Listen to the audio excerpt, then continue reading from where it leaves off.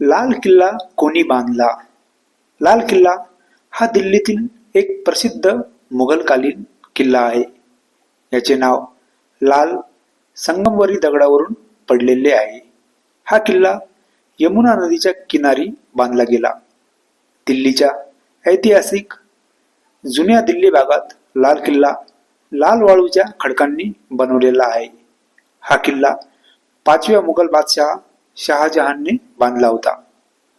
मुघल सम्राट शहाजहानने या किल्ल्याला इसवी सन 1638 साली बांधण्यास सुरुवात केली व तो 1648 मध्ये पूर्ण झाला. लाल किल्ला हा जगातील भव्य राजवाड्यापैकी एक आहे. भारताच्या इतिहासाशी हा किल्ल्याचे खोल संबंध आहे. पंडित जवाहरलाल नेहरूंनी याच किल्ल्यावरून भारत स्वतंत्र झाल्याची घोषणा केली होती.